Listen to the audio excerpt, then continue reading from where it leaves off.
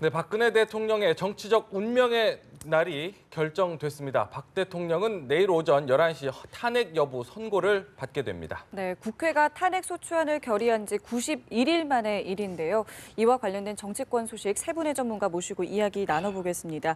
최창렬 용인대 교수, 박태우 고려대 연구교수, 강신업 변호사 나오셨습니다. 안녕하세요. 네, 안녕하십니까. 어서 오십시오. 네. 어제 오후에 늦게 이제 결정이 됐죠.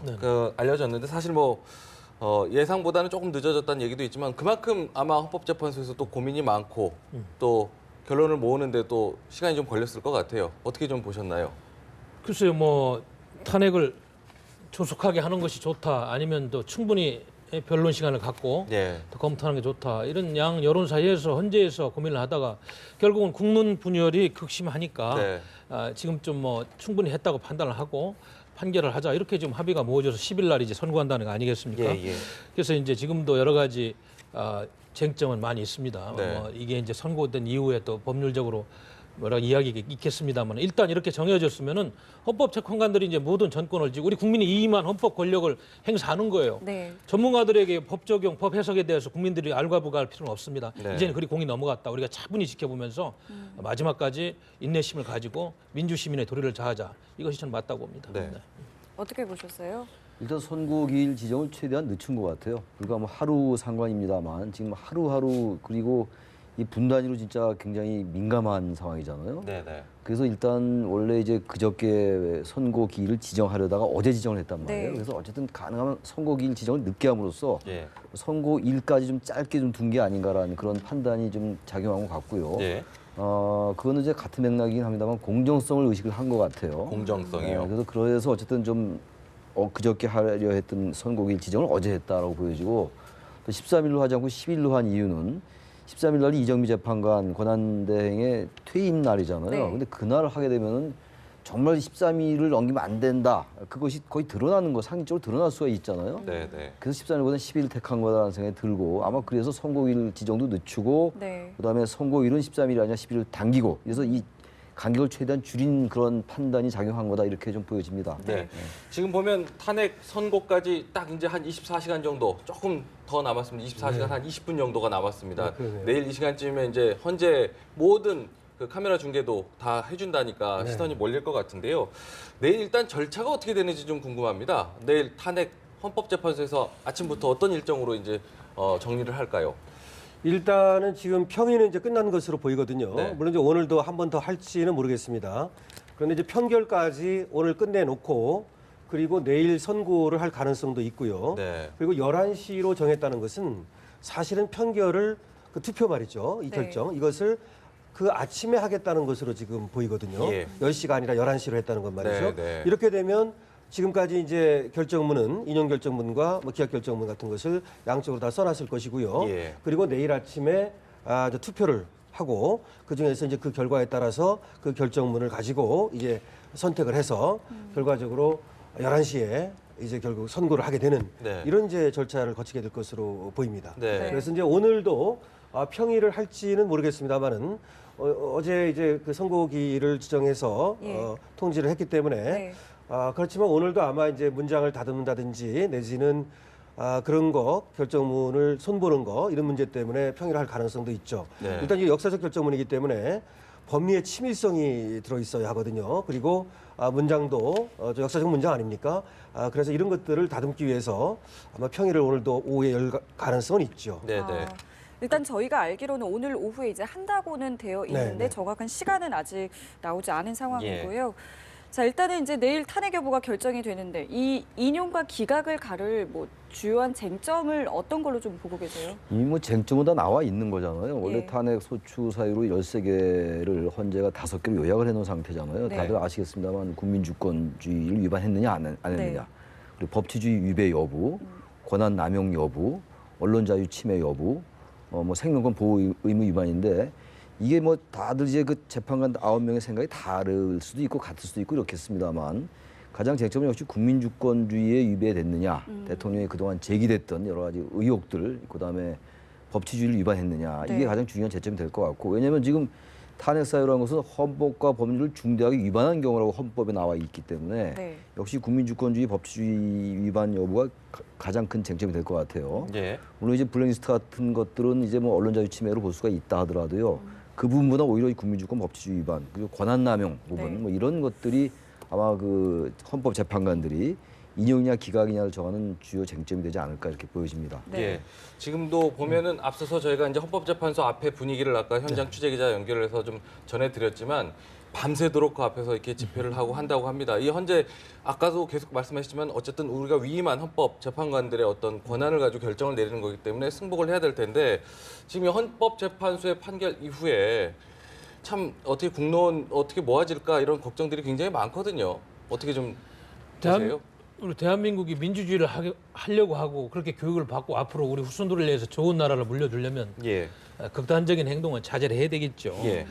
그래서 지금 이 판결이 상당히 정말로 객관적이고 공정하게 명판결이 되고 역사에 남는 판결이 돼야 된다. 네. 만에 하나 흠결이 있는 판결이 된다면은 그거를 잠재울 만한 그런 명분이 적어지니까 예. 우리가 그걸 걱정하는 거고요.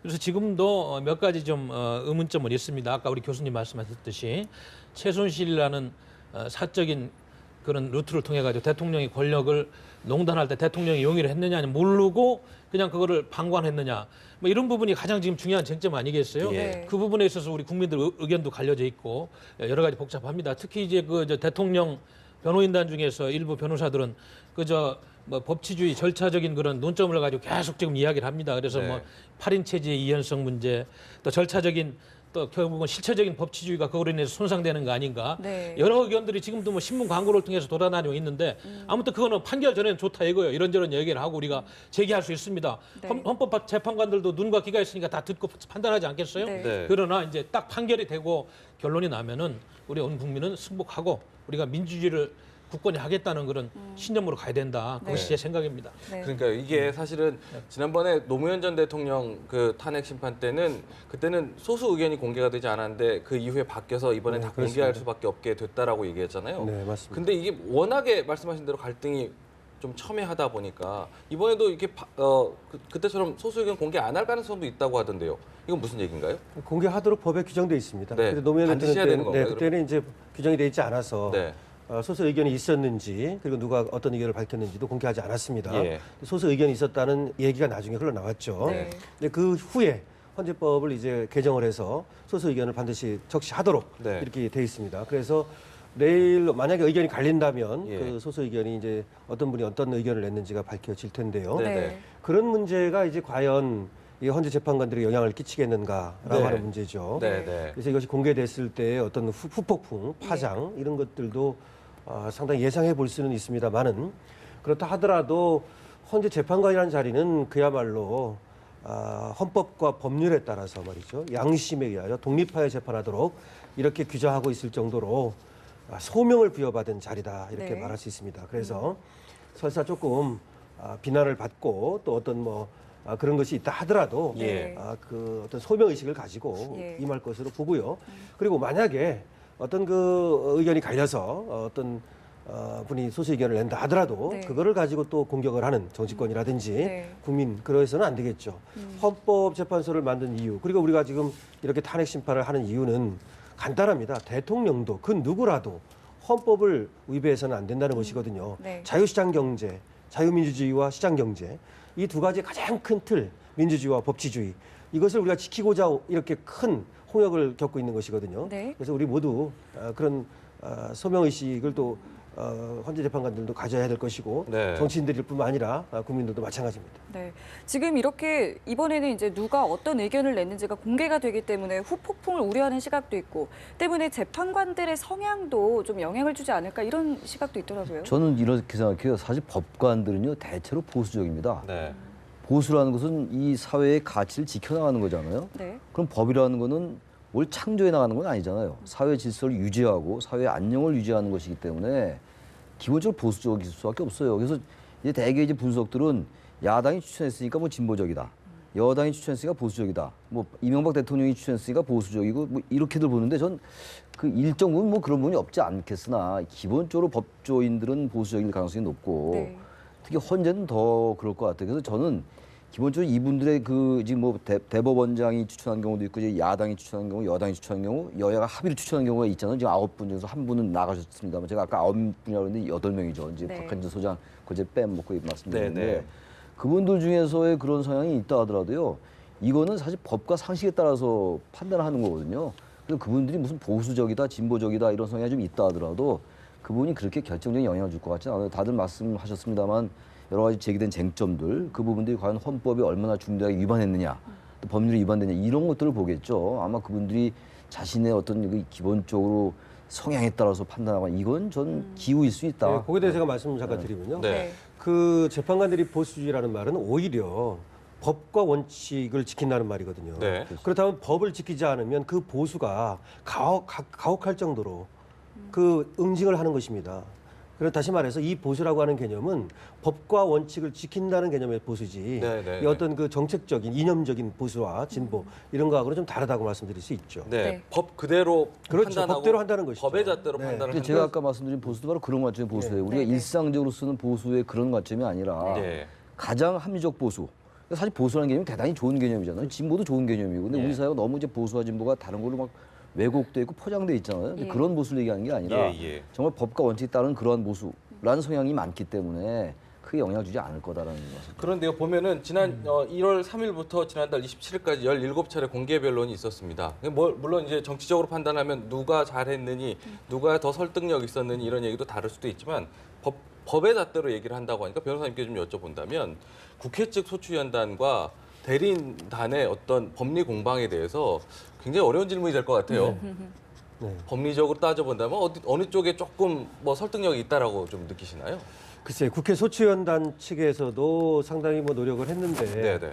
소추위원단이 약간 법적인 것도 얘기하고 뭐 하지만 정치적인 어떤 의미도 좀 담은 것도 사실이에요. 예. 왜냐 그러냐면 국회가 소추위원단 아닙니까? 그러니까 국회라고 하는 곳이 기본적으로 정치적 색채를 띠고 있는 것이고 그러다 보니까 세월호 같은 부분도 처음에 넣느냐 마느냐 말이 많았다가 네. 집어넣는다든지 이런 것이 있었고 그다음에 이제 대리인단 측에서도 그런데 대리인단 측에서는 법에 따라서 변론을 하고 또 어떤 주장을 하고 증거를 제출하고 이래야 되는데 대리인단마저도 정치적인 색채를 띠기 시작했어요. 네. 그래서 이 헌법재판관들이 굉장히 어려웠을 것 같은데 마치 이 법정이 아닌 정치장이 된 것처럼 그런 어떤 요소가 있었습니다. 물론 그래도 헌법재판소장을 비롯해서 또 권한대행을 비롯해서 잘했기 때문에 이제 뭐 큰 문제 없이 이렇게 이제 선고 기일을 앞두고 있습니다만은 네네. 그래서 이 탄핵 심판이라고 하는 것이 어떤 정치적 색채를 갖지 않을 수는 없습니다. 예, 그리고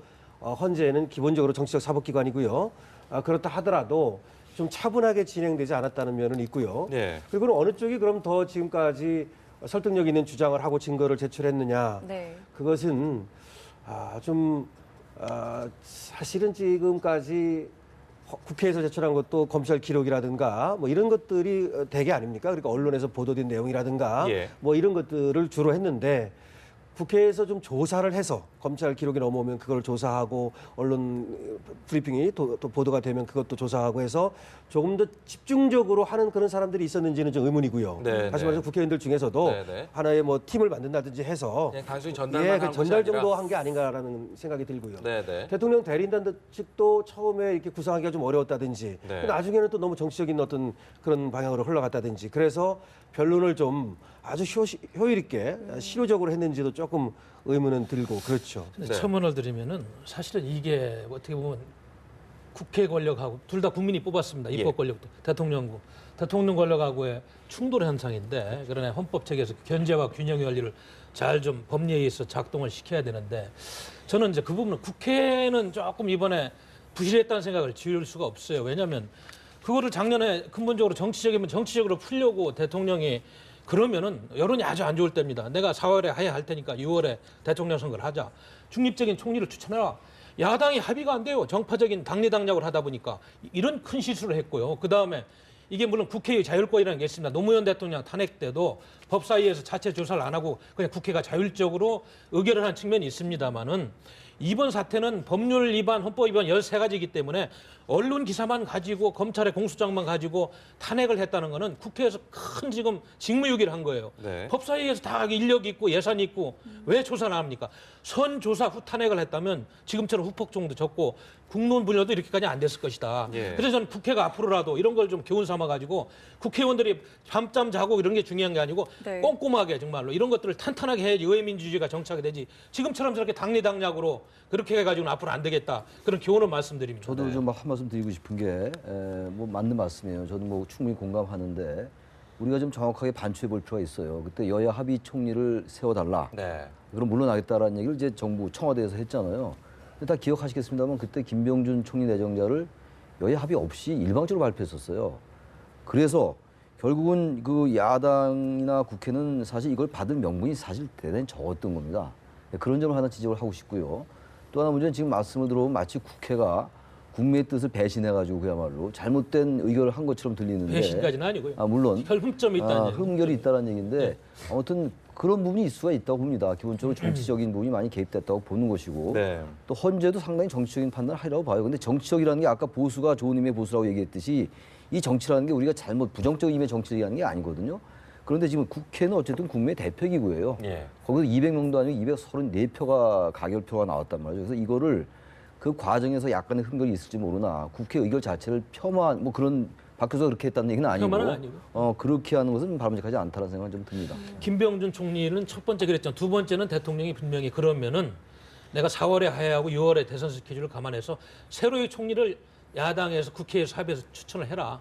그런데 야당이 합의가 안 돼서 무산된 거예요. 그걸 말씀드린 겁니다. 여기서 미국의 예를 좀 들면요. 사실은 닉슨 대통령이 네. 하원에서 소추가 되고 상원에서 의결이 되기 전에 물러나거든요. 네. 그래서 우리나라도 이게 끝까지 가는 것이 사실은 어떤 의미든 간에 말이죠. 이렇게 바람직하진 않은데 물론 이제 뭐 물러나야 된다는 뜻은 아닙니다만은 그게 정치적으로 해결이 됐어야 한다는 것이죠. 예. 어떤 식으로든 정치적인 해결이 돼서 헌법재판소에서 그 결정에 의해서 그거보다는 네. 근데 이제 그런 것이 좀 아쉬운 것이죠. 네. 지금 안 그렇. 네. 말씀하신 것처럼 이렇게 국민이 뽑은 대통령을 헌법재판소에서 이제 결정으로 탄핵 여부를 가린다는 부분에 대해서도 이야기가 많은데요. 글쎄 그 부분은 뭐 지금 이제 논의되는 거고 약간 다른 맥락의 얘기들이 한데 이 형 얘기 나왔으니까 이 지금 헌법재판소가 생긴 게 1987년도 구차기원 때 생긴 기구예요. 네. 그리고 헌법재판소가 이제 가장 기본적으로 하는 게 위헌 여부를 가리는 거잖아요. 법률이 과연 헌법에 부합하느냐 여부를 따지는 게 이제 헌법재판소인데 그중에서 아주 중요한 기능 중에 하나가 대통령 탄핵을 다루는 기구란 말이죠. 네. 지난번 2004년도에 한번 기각이 됐고 예. 이런 생각이 들어요. 일단 우리 헌법 1조가 대한민국은 민주공화국이다라는 거 그리고 대한민국의 주권은 국민에게 있고 모든 권력은 국민으로부터 나온다. 그러니까 역시 그 민주주의 이 사회의 구성원들이 좀 부족하더라도 그 주권자인 국민이 주인인 것이고 주인에 따르는 게 민주주의에 우리가 합의한 민주주의는 그런 겁니다. 그래서 아리스토텔레스도 민주주의가 중정치로 할 수 있다고 얘기한 거거든요. 그러니까 민주주의가 최선은 아니라는 거죠. 예. 그래도 다수가 의견을 내놓는 것이 가장 진리에 접근할 거다라는 게 정치 철학적 관점 아니겠어요? 그러니까 국민이 의결했다면 근데 우리가 직접 민주주의는 다 5천만이 투표하는 게 제일 좋죠. 그게 안 되니까 국회를 뽑아서 국회에서 대통령의 자격 유무를 따졌던 거잖아요. 네. 네. 그럼 끝나야 되는 거죠. 아니면 국민 투표로 붙이든가. 근데 이거 헌재에 가니까 지금 헌재 이분들이 공정하지 않게 판단하는 얘기는 절대로 아닙니다. 네. 아까 이론적인 말씀 드리는 거 그 예. 질문하셨으니까. 네. 헌재 재판관 9명이 입만 쳐다보는 결과가 되지 않았어요?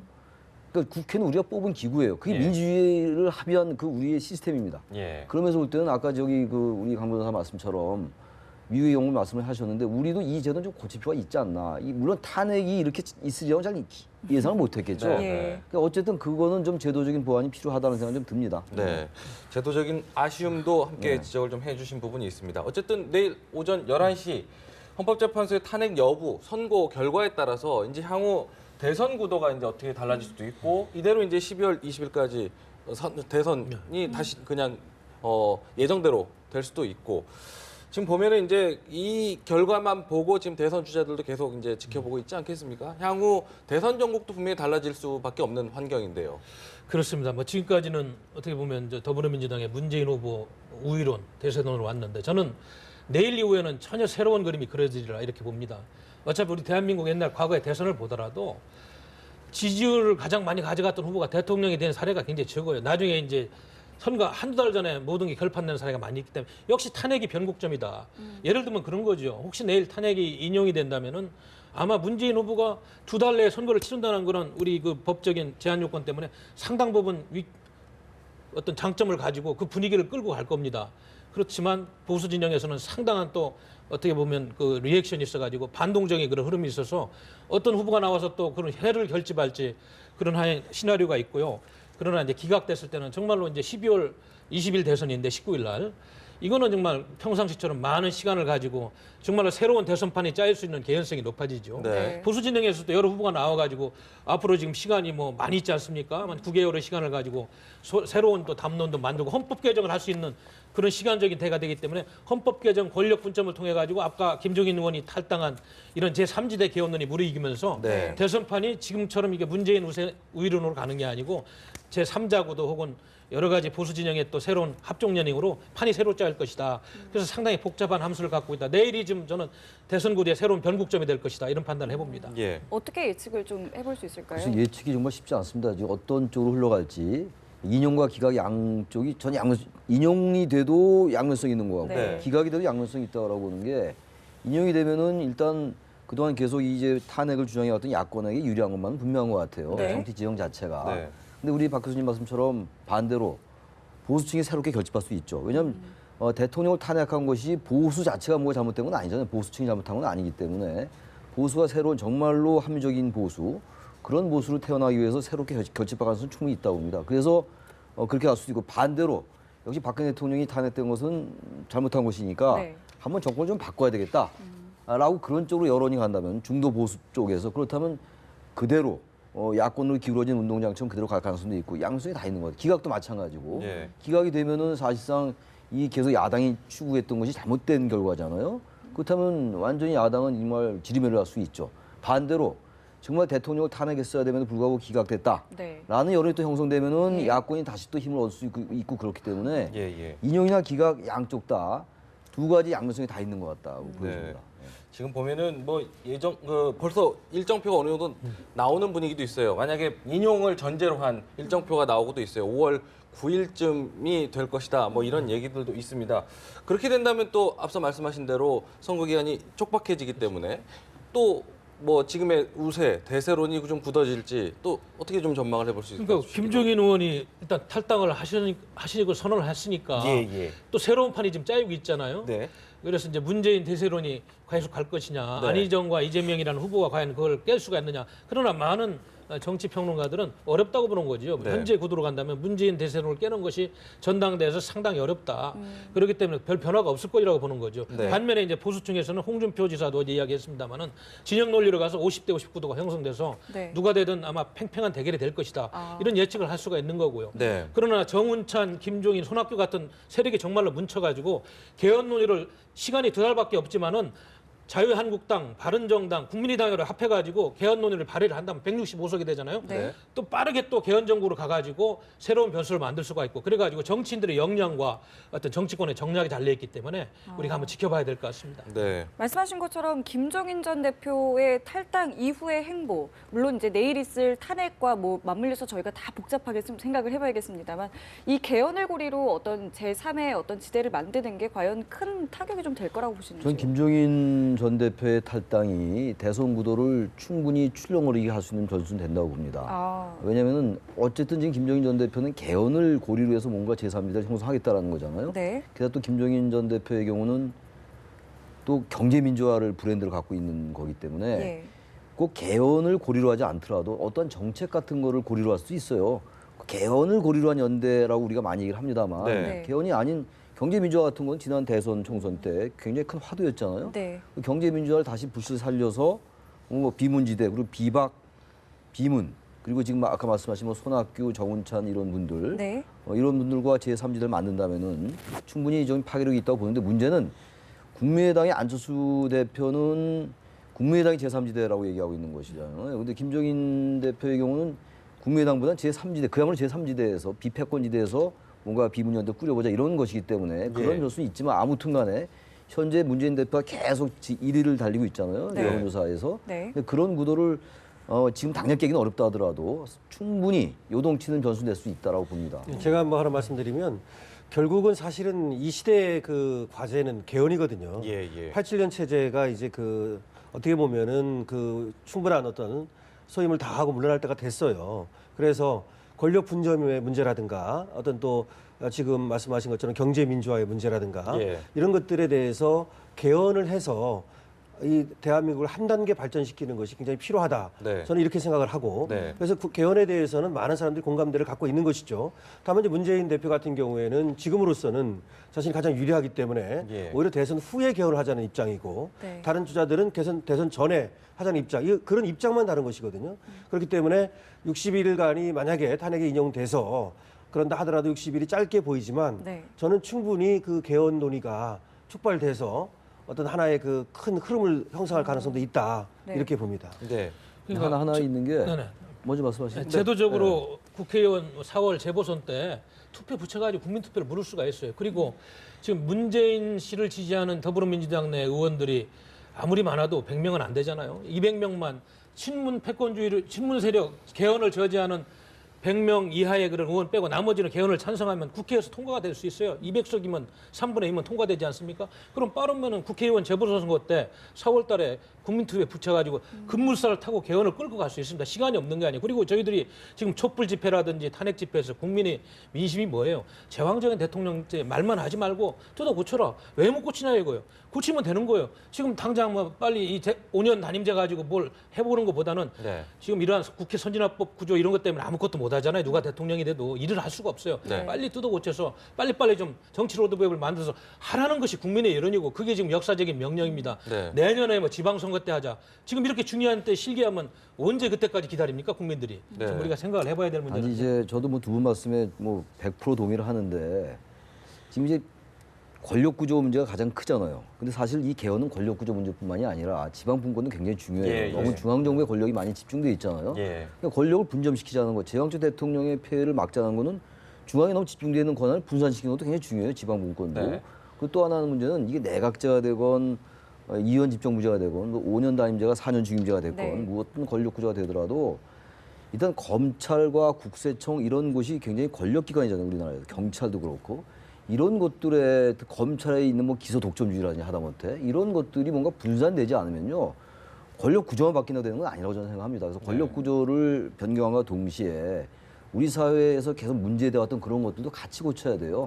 경제 민주화를 헌법에 더 구체화한다든지 지방 분권을 확실하게 한다든지 아까 말한 그런 검찰이나 어떤 경찰을 민의 통자에 더 둘 수 있도록 헌법을 바꿔준다든지 이렇게 되면은 빨수록 좋죠. 근데 그게 사실상 지금 뭐 모든 정파들이 뭐 4년 중임제로 하자라든지 어떤 무슨 뭐 이원 집정부제 이런 게 결정이 아직 안 돼 있기 때문에 전 개헌이 대선 전에 되는 게 당연히 마땅하고 바람직하다고 보는데 과연 가능할까라는 의문은 좀 든다. 시간적으로 아직 뭐 그런 논의까지 다 하긴 개헌의 범위를 따지자면 한도 끝도 없지 않겠습니까? 예, 그렇습니다. 개헌이라고 하는 것은 뭐 여러 가지 지금 말씀하신 것처럼 권력만 가지고 하는 것이 아니죠.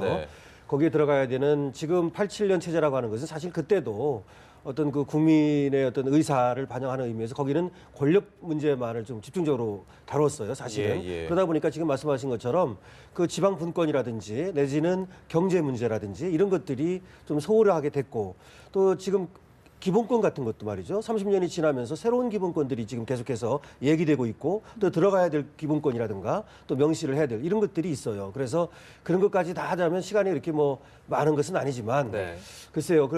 지금 뭐 어떻게 될지는 모르지만 서두르고 열심히 한다면 사실은 불가능한 것은 아니거든요. 그래서 대선 전이라도 개헌을 논의하는 것은 필요하고 만약 논의하다가 그것이 뭐 대선 전에 안 된다면 이 대선 끝나고 나서라도 바로 해야겠죠. 왜냐하면 문제는 한다고 그랬다가도 이 대선이 끝나고 누군가가 정권을 잡으면 안 할 거거든요. 또. 그리고 또 한 4년 지나가다가 자기 정권 다 끝날 때 가가지고 또 하겠다 그러고 이렇게 돼서 계속해서 이것이 딜레이 될 가능성이 있기 때문에 결단을 내릴 시점은 됐죠. 정치인들이 지금처럼 역사에 죄송하고 국민들한테 죄송하다. 그럼 일을 해야 될 거 아니에요. 국민들은 명령을 하고 있으면 뜯어 고치라 이거예요. 그리고 이미 논의는 다 돼 있어요. 오스트리아식 이원 집정부로 가느냐, 미국식 4년 중임제로 가느냐. 의원 내각제는 우리가 좀 아직까지는 아닌 것 같고 사실은 충분히 할 시간도 있고 의지가 있습니다. 정치인들이 당리당략을 가지고 이걸 셈법을 하다 보니까 안 되는 거예요. 우리 역사와 국민은 지금 이런 혼란과 이런 아픔 속에서 이거라도 좀 하고 대통령 가라는 게 국민의 명령입니다. 정치인들이 평소에는 뭐 국민의 뜻이 어떻고 국민이 어떻고 이러면서 안 하면은 이율 배반적이고 자기 모순적이다. 우리 국민들이 이런 부분을 아주 호되게 꾸짖으셔야 될 것 같습니다. 네. 네. 자, 저희가 개헌과 관련된 이야기를 쭉 해봤는데요. 이번에는 이 인물에 관한 이야기를 좀 해봐야 될 것 같아요. 홍준표 지사. 요즘에 계속해서 뭐 좀 거친 발언들, 뭐라고 할까요? 뭐 전투력이 있다, 뭐 이런 표현까지 나오고 있는데 어제는 TV 토론에서 붙으면 10분 만에 제압할 수 있다라는 발언도 했거든요. 여러 가지 해석들이 나오고 있습니다. 좀 어떻게 보고 계세요? 홍준표 지사는 제가 보기에는 이 조어 능력, 네. 말을 만드는 능력이 뛰어난 분 같아요. 네. 아주 정치적 메시지가 정확하게 전달되잖아요. 물론 이제 그러다 보니까 지나치게 단순화시키고 명료화시켜서 메시지를 전달하다 보니까 이제 말이 품위가 없을 때는 굉장히 많아요, 사실. 지난번에도 본인이 다시 해명했습니다만 노무현 예. 대통령에 대해서 뭐 예. 자살 이런 말, 뭐 자살하긴 했지만 그걸 굳이 얘기할 필요는 없는 거잖아요. 네. 그러니까 그런 말을 함으로써 오히려 관심 집중시키고 뭐 지지층을 결집시키는 이런 아주 대단히 정치적 감각이 뛰어나고 좋은 능력이 탁월하다는 생각이 들고 그러니까 지금 말씀하신 그것도 말이죠. 되게 그런 말은 우리가 일반적으로 잘 안 하잖아요. 자신을 막 내세우는 게 겸손하지 않아 보이고 그게 일반적인 속성인데 이분이 그걸 모를 리가 없을 거예요 아마. 저런 말씀을 함으로써 또다시 홍준표라는 사람이 어떤 개인 브랜드화를 더 정체성을 부각시키는 이런 쪽이고 그래서 전 홍준표 지사가 이제 뭐 탄핵이 만약 인용된다면 네. 뭐 기각될지도 모르겠습니다만 보수층에서 상당히 닭고수로 부상될 가능성이 커요. 네. 뭐 나름 과거에 모래 검사 이런 이미지도 가지고 있고 네, 네. 그 보수층으로서는 지금 사실 바른정당의 그 유승민 후보나 유승민 의원이나 남경필 지사의 지지율이 미미하고 예. 사실 뭐 지금 자유한국당은 거의 지금 지지율이 더 미미한 상황이기 때문에 네. 홍준표 지사가 나름 보수층의 기대를 못 수가 있겠다. 단지 황교안 대응과 이제 어떤 관계를 형성하느냐가 중요한 변수가 되지 않겠느냐 네, 이렇게 네. 보여집니다. 어떻게 전망을 해보세요, 지금? 지금 미국에서 도널드 트럼프가 당선되고 필리핀에서 두테르테 같은 어떻게 보면 직설화법을 구사하는 그런 대통령들이 당선이 됐습니다. 보이지 않는 그 샤이 민심이 있어요. 우리 한국도요. 지금 기존 정치권에 말만 앞세우고 실천을 하지 않는 어떤 그런 의존적인 정치를 아주 싫어합니다. 그런 의미에서 홍준표 지사가 말이죠. 뭐 정권 교체가 아니고 정권 탈취다. 10분 안에 뭐 TV 토론에서 KO 시킨다. 이런 언어가 좀 먹히고 있는 겁니다. 저는 앞으로 우리 국민들이 만에 하나 인용 쪽으로 안 가고 기각 쪽으로 가가지고 시간이 주어진다면 홍 지사가 플레이할 만한 그런 사회적인 분위기라든지 사회적인 스트레스가 충분히 국민들을 그렇게 움직일 수가 있다. 그걸 네. 노리고 지금 홍 지사가 이런 이야기를 지금 서울에 와서 하고 준비하고 있는 거 아니겠어요? 네, 네. 그러나 이제 홍준표 지사께서 지금 재판이 다 끝난 게 아닙니다. 당원권도 아직까지 회복이 안 되고 있어요. 그런 부분들을 당원들한테 안 묻고 그냥 지도부에서 그렇게 쉽게 받아들여야 되는 건지. 그러면 대한민국 정당 정치는 뭐 제대로 된 정당 정치가 아니고 맨날 국민 주권 이야기하고 정당 정치 이야기하는데 그것말로 또 거기서부터 또 안 되는 거 아니겠어요? 예. 그런 부분이 좀 안타까워 보입니다. 또 하나 이제 그 말씀하시니까 지적하고 싶은 게 무죄 한 번 유죄 한 번 이렇게 났잖아요. 이제 홍준표 지사가. 대법원의 최종 무죄 판결을 아직 안 났어요. 네, 네. 그래서 그런 것들도 좀 감안할 필요가 있다는 생각이 좀 들어요. 네. 한편으로는요, 사실 뭐 황교안 권한대행과 관련해서도 이야기를 좀 해보고 싶은 게 아직 뭐 지금 지지율은 지금 한 2위 정도 지금 나타나고 있거든요. 여러 가지 여론조사를 보면. 근데 황교안 권한대행 같은 경우는 만약에 탄핵이 인용되거나 기각되거나 요거에 따라서 또 어떻게 하면은 선거를 관리해야 될 위치에 있다라는 논란이 지금 있을 수도 있거든요. 시점을 언제로 잡을까요? 만약에 출마하게 되면. 만약에 인용이 된다면요. 네네. 황교안 대행은 일단 명분이 대단히 약화될 거예요. 아마. 네. 일단 박근혜 정권에서 장관과 총리를 하고 있고 예. 네. 그리고 사실 단순하게 총리가 아니라 상당히 뭐 이제 야당의 주장에 의하면 국정원 대선 개입 사건 때도 의혹 사건 때도 뭐 선거법 위반으로 한 그런 정치적인 것들에 많이 개입돼 있는 상황이에요. 그래서 만약에 인용이 된다면은 거기에 대한 책임을 당연히 정치적으로 물 수가 있는 거죠. 그래서 네. 명분이 약할 거다라는 생각이 들고 네. 기각이 된다면은 시간이 많고 그 황교안 대행은 일단 명분이 있는 거죠. 그래서 만약에 기각이 된다면 황교안 대행이 출마 가능성은 높아진다고 보고 올 네. 12월에 네, 네. 인용이 된다면 저는 황교안 대행 스스로가 지금 뭐 지지율이 2위로 나오고 있습니다만 20%가 안 되잖아요 지금. 네. 그렇다면 저는 잘 모르겠습니다만 황 대행이 지금까지 쭉 쌓아왔던 그 명성이 있잖아요. 나름 어쨌든 예. 그 검찰을 쭉 크고 그 관료로서 그런 걸 소중히 생각한다면 전 출마 안 할 쪽으로 가닥을 잡을 수도 있겠다. 뭐 알 수는 없어요. 그 속마음은 알 수 없겠지만 저는 뭐 그 양쪽으로 나눠 생각해야 될 것 같아요. 네. 네. 제가 보기에는 지금 인용 시에도 그런 건 있습니다. 지금 태극기 집회의 그런 추세라든지 깊이를 보면은 박근혜 대통령이 만약 직에서 해제가 되가 그러면 그 핵심 보수층 한 20%를 똘똘 뭉쳐가지고 박근혜 대통령의 적자가 누구냐? 그럼 황교안 권한대행인데 나와서 우리가 표로서 무리를 테니까 박근혜 대통령을 정치적으로 다시 한번 표를 통해서 받아보자. 강력한 투자로 또 갈 그런 가능성도 좀 있어 보입니다. 제가 보기엔. 그러나 어렵죠. 분위기가. 본인도 또 관리를 하고 그래야 되는데 또 뭐 유일호 부총리한테 넘기고 나온다는 게 쉽지는 않아 보이는데. 명분이 약할 것 같아요. 지금 네. 말씀은 또 대행을 또 누구한테 유일호 부총리한테 맡겨야 되잖아요. 네. 그러면 과연 그런 무리를 무릅쓰고 황 대행이 과연 출마할 것이냐 이거에 대해서는 뭐 양면성이 다 있어요. 이것도 알 수 네. 없죠. 뭐 정치라는 거를 정답이 딱 있는 게 아니라서 모르겠으나 저는 좀 불출마 쪽으로 가닥을 잡아나가지 않을까. 저도 그렇게 보는데요. 저는 기본적으로 반기문 총장 같은 경우에도 결국 대선에 안 나갈 것으로 예측을 하고 그렇게 말을 했었거든요.